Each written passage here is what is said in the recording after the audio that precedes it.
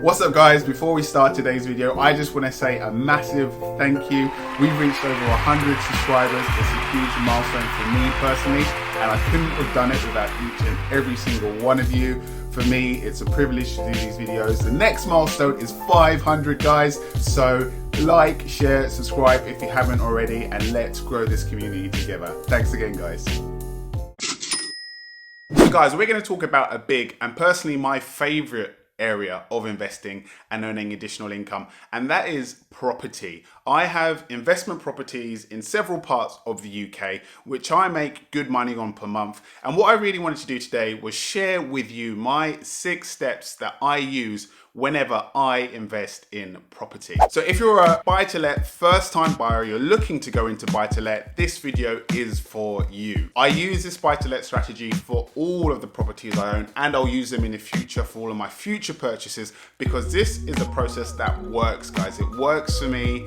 All of my properties earn me profit. None of them are in negative. So this works guys, and I wanted to share those with you today. I've had a lot of requests to do that. So have your notepads ready and pause where you need to guys and take notes. I promise these will set you up for success.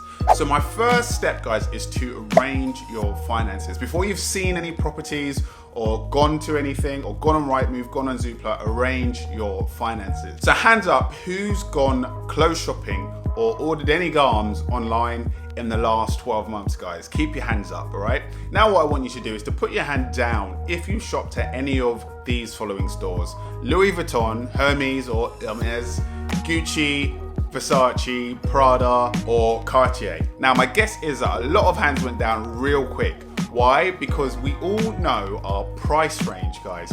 We generally tend to stay in our lane. Stay in your lane. The majority of us are going to be shopping at Primani, Boohoo, H&M, ASOS, etc.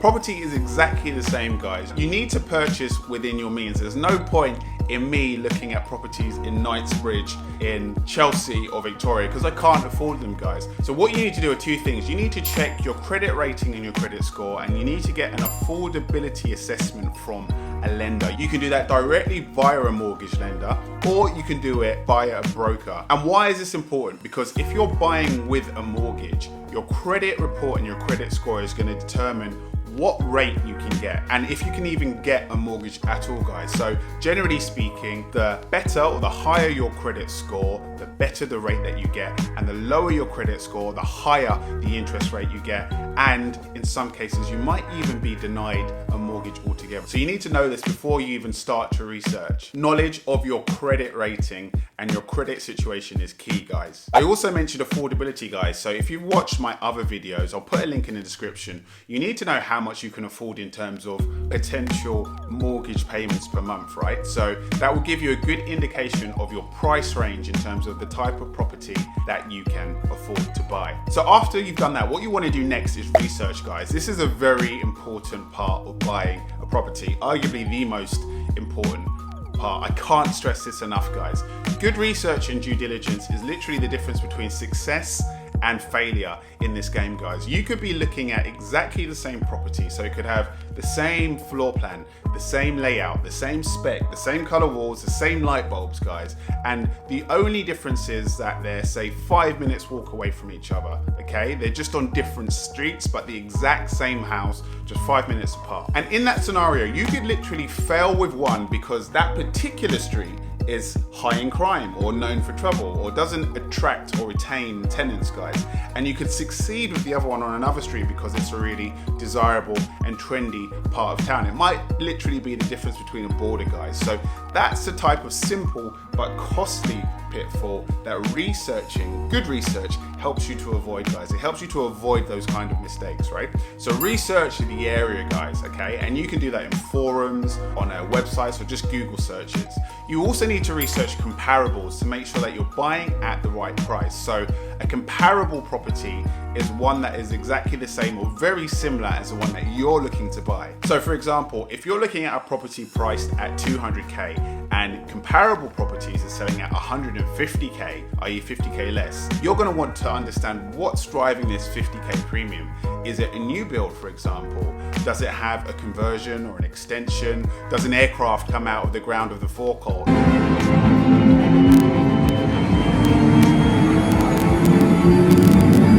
maybe. If the answer to all of these is no, you might want to negotiate the price downwards, guys, because you might well be overpaying. So how do you research, guys? There's many tools out there, but one of the key ones that I love to use is Google Street View. You can literally go and visit nearly any city on earth virtually, guys. So you can go to a specific street. I love this tool so much. You type it in wherever the street is. So say it's Market Street in Norwich, right? You go there, you type it into Google Maps, and then there's a little yellow man icon in the corner, in the right-hand corner. I'm going to call him Dave. And you can literally drag and drop him where you want him. And suddenly you have an on-the-ground view of that actual street, and you can use the arrows to navigate through the streets. It's amazing, guys. So use that. Some other really useful research tools that I use also are Rightmove and Zoopla to look at prices, and also an app called Walk Score, which basically gives a particular area or location a score out of 100 based on all of the vital amenities that a person would need when they're living somewhere. So stuff like shops, schools, stations, entertainment venues, etc. It's really good. So once you've done your desktop research, the next step is to go visit on the ground. So whether the property that you're looking at is around the corner from you or a remote property in a different city, which is the strategy that I use. I invest outside of where I live in different cities. You need to get your boots on the ground, guys, and physically go and see, touch, feel, smell the property and the surrounding area, guys. You really need to go see it. And a pro tip for you guys, that is your mindset. So when you go visit, you really need to leave your personal tastes and preferences and quirks at the door, guys. And you want to imagine yourself in the shoes of a renter when you view a property. Ask yourself questions like, would you want to live there? Are there supermarkets and shops nearby? Is the nearest transport link within a 15-minute walk? How far is the town centre? Are there local social and entertainment spots that you can go to, like bars and restaurants? This is all very fundamental, guys, because you don't want to buy a house that's in the middle of nowhere, that has no transport links, no shops, no supermarkets. How is someone going to live there comfortably in that sort of area? And linked to going to visit, guys, I'd also recommend that you go and visit the property and the surrounding area during different parts of the day. So this is especially key for remote properties where you don't know the area that well, guys. You'll be surprised how an area can literally change from sun up to sundown. It could be lovely during the day, but a nightmare at night, guys. So if you can, stay overnight, have a walk around during the morning, during the afternoon, and at night. Obviously, be safe, have your wits about you, but go and visit it at different times of the day. It's really important, guys. Okay, so once you've sorted out your finances, you've done your research and you've gone to visit, assuming you're happy with the property and you really like it, the next step is to make an offer. So how do you do this, guys? You can either ring the agent and make an offer over the phone, or you can do it in writing via an email. So two things that I do both, by the way. So two things that you really want to do is to firstly under offer, and secondly, offer subject to evaluation or a survey. So let me talk a bit about why these two aspects are important. First of all, let's talk about under offering. Now there's an art to this, guys. You can't just do it arbitrarily. Your offer needs to have some sort of sound, logic and rationale behind it, and it needs to be used on the appropriate occasions. Sometimes it's appropriate to under offer, sometimes it's not. So what I'm going to do now is walk through the process that I use, which has worked for me to secure purchase prices below the asking price on 2 out of 3 occasions. So here's how I go about making my offers for my investment property. Firstly is to research the comparables. I talked about this earlier on. So for example, if you're buying a 2-bed new build, search for what other 2-bed flats built in, say, the last 10 years within a 10-minute walk of the place you're looking at have sold for in the last 12 months. That is a good comparison to make. If you want to see a bit more on how to do that step by step, let me know in the comment section below and I'll be happy to make another video all about that. So the second thing you want to do is find out why the vendor is selling. This is important because you want to figure out really whether you have a motivated seller or not on your hands. And when I say motivated seller, what I mean is, say for example, the person is looking to sell their house in the next 3 months and move to, say, France to start a new job, and they got to be in France in 3 months time no matter what, so they need to sell. You now know that you have a motivated seller on your hands. They're motivated to sell quickly and get out of the country. which means that they may be open to lower offers if it means that they can sell the property within the time space. That's what I mean by a motivated seller. And then lastly, another tip that I always use, guys, is to ask the selling agent, i.e. the person showing you around the property, what is the lowest price that the vendor is willing to accept? It's a straight question, and trust me, you can ask it. They will either tell you or they won't tell you. They've never not told me, right? They've always told me what the minimum is, and that's really good ammo to use. So gathering these 3 points of information combined will allow you to come up with an appropriate offer to make. So next up, guys, is finding tenants and managing them. So there are two options. You can do this either by instructing an agent for a fee to do this, so they will find your tenants and manage them for you day to day, year to year, or you can do it yourself, okay? I personally use an agent because I live in a different city, so logistically and practically, it'd be very hard for me to travel to Sheffield or Liverpool, for viewings every single weekend. And if you know anything about viewings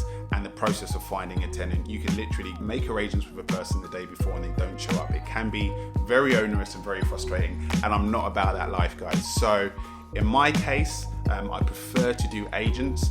In terms of the price that they usually charge for that, there's a setup fee for setting it up, so for doing an inventory, for doing all the admin stuff, and that's round about £300. And then in terms of the percentage that they take from gross rent, it's round about 10% per month, guys. So that's what I pay. In terms of doing it yourself, you can put the ads up yourself as well. You can use sites like Gumtree, Zoopla, Rightmove, and others.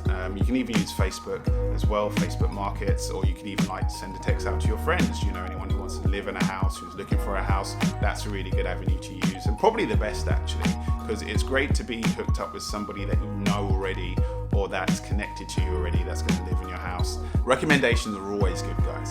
So that's finding tenants. And then lastly, what you want to do is get paid. Obviously, that's the whole point of this. So collecting rent. I alluded to the fact that you can get agents to find tenants and manage them. They can also obviously take the payments for you, and that's easy. They take the payments and they chase them up for you if they're late from month to month, and they pay them into your bank account automatically. They manage that for you. If you're doing it yourself, I'd strongly recommend setting up a direct debit or a standing order with your tenant so that they don't have to make the payment manually to you each month, because when it's not automated, you're opening yourself up to things like late payments, missed payments, and you have a bit more control over the process when it's automated. So that's it, guys. Those are my key tips for investing in property. If you want me to go into more detail in any of the areas that I've mentioned, let me know in the comment section below and I'll be happy to do that. Don't forget to like, subscribe, and stay cool out there, guys. It is hot out here, and I hope to see you next week. Message!